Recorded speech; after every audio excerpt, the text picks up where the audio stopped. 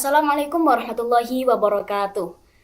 Halo teman-teman semua, kembali lagi di channel Sistem Informasi Unira Malang. Kali ini bersama saya, Nadifa Rahma, mahasiswa semester 4. Jadi pada kesempatan kali ini di mata kuliah ERP, kita akan membahas tentang implementasi ERP dan juga jenis-jenis perangkat lunak dalam ERP. Sebelum kita mempelajari tentang bagaimana implementasi dalam ERP, kita harus mengetahui terlebih dahulu apa sih yang dimaksud dari ERP tersebut. Jadi secara sederhananya, ERP itu adalah sebuah sistem perangkat lunak yang mengintegrasikan berbagai proses bisnis utama dalam satu platform. Lalu apa fungsi-fungsi ERP tersebut? ERP atau yang disingkat dengan Enterprise Resource Planning itu memiliki fungsi yang dapat membantu perusahaan. Yang pertama itu untuk meningkatkan efisiensi dan produktivitas. Yang kedua, ERP itu bisa mengurangi biaya, bisa meningkatkan pengambilan keputusan, meningkatkan visibilitas data, dan juga dapat meningkatkan kontrol dan kepatuhan. Nah, jadi setelah perusahaan itu memutuskan untuk menggunakan sistem ERP, maka perusahaan tersebut harus mempelajari bagaimana sih implementasi ada dalam ERP tersebut. Nah, implementasi sistem ERP itu tergantung dari beberapa faktor. Yang pertama ada ukuran bisnis. Jadi bisnis yang lebih besar dan kompleks itu membutuhkan sistem ERP yang lebih canggih dan komprehensif. Sehingga proses implementasinya itu nanti akan lebih rumit dan juga memakan waktu lebih lama. Yang kedua yaitu tergantung dari ruang lingkup perubahan. Jadi semakin banyak proses bisnis yang ingin diubah dengan sistem ERP, maka semakin banyak pula kompleks dan juga memakan waktu proses implementasinya tersebut. Yang ketiga yaitu peran serta pelanggan. Jadi keterlibatan dan dukungan dari pelanggan atau karyawan itu sangat penting untuk memastikan kelancaran proses implementasi dan juga kesuksesan sistem ERP. Yang ketiga yaitu migrasi data. Nah, ini proses migrasi data itu merupakan salah satu proses yang memegang peranan penting dalam implementasi ERP ini. Kenapa penting? Karena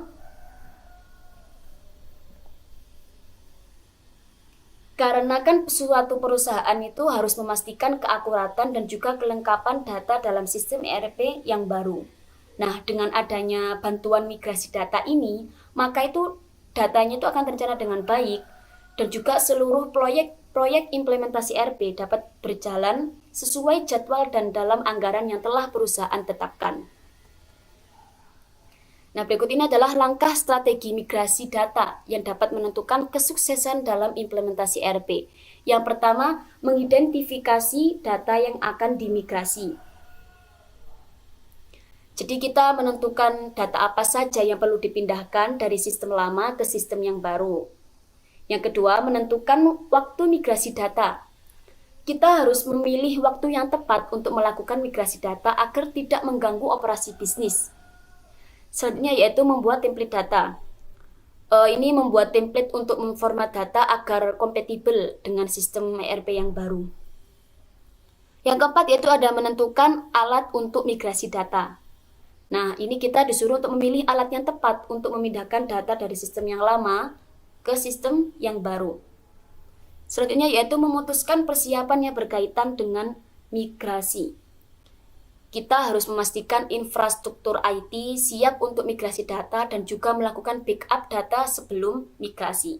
Yang terakhir yaitu menentukan pengarsipan data. Kita menentukan bagaimana data lama akan disimpan dan diarsipkan sebelum migrasi.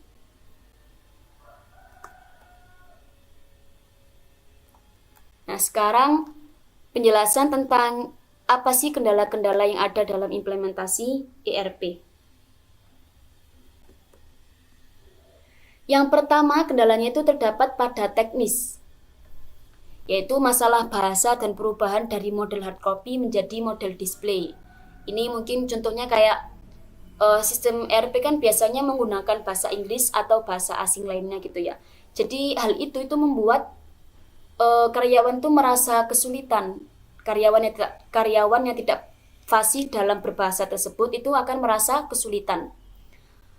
Dan juga sistem ERP itu berbasis komputer kan. Jadi karyawan yang terbiasa dengan sistem manual mungkin juga akan merasa kesulitan untuk beradaptasi. Itu kalau kendala secara teknis. Yang kedua ada kendala dalam budaya. Nah, implementasi ERP yang berbasis penggunaan teknologi menuntut perubahan-perubahan yang harus dilakukan karyawan. Di antaranya harus aware terhadap penggunaan software tersebut. Contohnya nih, kan implementasi ERP itu menuntut perubahan cara kerja karyawan. Jadi karyawan itu dituntut untuk disiplin dalam memasukkan data dan juga mengikuti prosedur yang baru. Kendala yang ketiga yaitu kendala politik. Kalau politik ini kendalanya itu bisa berasal dari dalam atau luar departemen IT. Mungkin contohnya kalau yang dalam departemen IT itu karyawan di bagian IT itu mungkin akan merasa bahwa pekerjaannya ini akan tergantikan oleh sistem ERP. Kalau ancaman dari departemen lain mungkin juga merasa bahwa sistem ERP ini akan mengambil alih sebagian pekerjaan mereka. Dan juga ketidakpercayaan terhadap departemen IT. Itu adalah kendala-kendala dalam implementasi ERP. Nah, selanjutnya yaitu pemilihan sistem ERP. Proses pemilihan software ERP sebaiknya itu dilakukan dengan melalui beberapa tahap analisis sebagai berikut. Yang pertama, kita harus menganalisis strategi bisnis. Jadi, kita harus menganalisis bagaimana sih level kompetisi di pasar, apa harapan pelanggan, adakah keuntungan kompetitif yang ingin dicapai, dan apa strategi bisnis perusahaan dan objektif yang ingin dicapai, target bisnisnya itu seperti apa. Itu kalau analisis strategi bisnis. Selanjutnya yaitu analisis sumber daya manusia. Nah, ini kita menganalisis bagaimana komitmen manajemen terhadap usaha untuk implementasi ERP. Siapa saja yang akan mengimplementasikan ERP dan juga siapa yang akan menggunakannya. Bagaimana komitmen dari tim implementasi, apa yang diharapkan para calon user terhadap ERP, dan juga adakah konsultan dari luar yang disiapkan untuk membantu proses persiapan. Selanjutnya yaitu analisis infrastruktur. Di sini kita disuruh untuk menganalisis bagaimana kelengkapan infrastruktur yang sudah ada, misal overall networks, permanent office system, communication system, dan auxiliary system. Terus juga seberapa besar budget untuk infrastruktur, dan juga apa infrastruktur yang harus disiapkan. Yang terakhir yaitu prosesnya terakhir yaitu menganalisis software. Ini kita disuruh untuk menganalisis apakah perangkat lunak itu sudah cukup fleksibel dan mudah disesuaikan dengan kondisi perusahaan. Apakah ada dukungan layanan dari penyedia, seberapa banyak waktu implementasi yang tersedia, dan juga apakah perangkat lunak ini sudah memiliki fungsi yang bisa meningkatkan proses bisnis perusahaan. Itu proses-proses dari pemilihan software ERP. Selanjutnya yaitu jenis-jenis software ERP. Nah, terdapat beberapa jenis perangkat lunak ERP berdasarkan metode implementasinya. Yang pertama ada on-premise ERP. On-premise ERP ini tuh diinstal pada server milik perusahaan. Jadi, perusahaan itu memiliki kontrol penuh atas data dan kustomisasi. Karena diinstal itu pada server milik perusahaan tadi ya, maka biaya implementasi dan pemeliharaan awal itu lebih tinggi dibandingkan jenis-jenis software ERP yang lain. Kalau on-premise ERP ini cocok untuk perusahaan besar dengan kebutuhan kompleks dan yang ingin mengontrol penuh atas data dan sistem. Contohnya seperti SAP ECC, Oracle e-Business Suite. Itu kalau yang on-premise ERP. Yang kedua ada cloud ERP. Ini kebalikan dari on-premise ERP. Yaitu kalau yang on-premise tadi kan diinstalnya pada server milik perusahaannya. Kalau yang Cloud ERP ini dihosting di server vendor atau pihak ketiga dan juga bisa diakses melalui internet. Karena dia bisa diakses melalui internet, maka biaya implementasi dan pemeliharaannya itu lebih rendah daripada yang on-premise tadi. Dan juga stabilitas dan fleksibilitasnya itu tinggi, mudah disesuaikan dengan kebutuhan perusahaan. Kalau yang Cloud ERP ini cocok untuk perusahaan kecil atau menengah yang menginginkan solusi ERP mudah diakses dan juga hemat biaya. Contohnya Salesforce dan juga Microsoft Dynamics 365. Jenis software yang ketiga yaitu ada hybrid ERP. Dari namanya mungkin teman-teman sudah tahu ya, kalau hybrid ini itu kombinasi antara on-premise dan juga cloud ERP. Dia itu memberikan fleksibilitas dan juga kontrol data. Biaya implementasi itu bervariasi tergantung pada kebutuhan perusahaan. Kalau yang hybrid ERP ini cocok untuk perusahaan yang membutuhkan solusi ERP yang disesuaikan dengan kebutuhan spesifik perusahaan tersebut. Contohnya seperti SAP Business by Design, Oracle Fusion Cloud ERP. Nah, mungkin teman-teman agar lebih paham dari ketiga jenis software ini, teman-teman bisa lihat di perbandingan kolom ini ya. Harusnya itu jenis software itu ada banyak, namun yang umum atau yang sering digunakan dalam perusahaan itu ada 3 ini.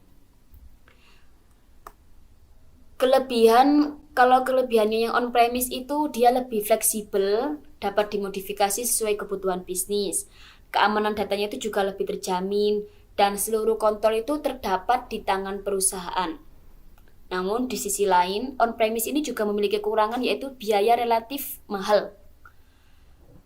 Dan on-premise ini membutuhkan tim IT khusus dan juga jika server lokal perusahaan mengalami masalah, data ERP itu berpotensi untuk hilang. Itu kalau yang on-premise ERP. Kalau yang cloud ERP, itu dia memiliki kelebihan biayanya itu lebih hemat atau lebih murah dibandingkan yang on-premise tadi ini ya. Karena lebih hemat itu jadi dia cocok untuk digunakan usaha kecil dan menengah. Kelebihan lain dari Cloud ERP itu juga dapat diakses dimanapun dan kapanpun selama ada koneksi internet karena datanya itu diakses melalui web. Dan juga Cloud ERP tidak perlu hardware tambahan karena data disimpan di cloud milik vendor. Tidak perlu mendatangkan vendor saat ingin upgrade software dan juga tidak terlalu membutuhkan tim IT yang khusus. Namun dia juga memiliki kekurangan. Cloud ERP ini kontrolnya itu tidak sepenuhnya di tangan perusahaan karena vendor itu ikut mengurus software update. Dan Cloud ERP ini bergantung pada kestabilan internet. Kalau yang hybrid ERP ini dia memiliki kelebihan yaitu dia itu lebih otomatis beralih pada sistem on-premise maupun cloud sesuai dengan konektivitas internet. Hybrid ERP juga dapat diakses ketika internet ada maupun sedang terputus. Upgrade-nya juga lebih mudah. Hybrid ini juga lebih fleksibel karena dapat disesuaikan dengan kebutuhan perusahaan. Namun, dia juga memiliki kekurangan yaitu biayanya itu lebih mahal dibandingkan cloud ERP. Dan lebih cocok digunakan untuk usaha menengah ke atas. Ini jenis-jenis implementasi dalam software ERP. Oke teman-teman, itu tadi penjelasan tentang implementasi dan jenis-jenis perangkat lunak dalam ERP. Sampai jumpa lagi di channel Sistem Informasi dengan pembahasan yang lebih dalam lagi seputar sistem informasi. Sekian dari saya, terima kasih dan mohon maaf bila ada kesalahan. Wassalamualaikum warahmatullahi wabarakatuh.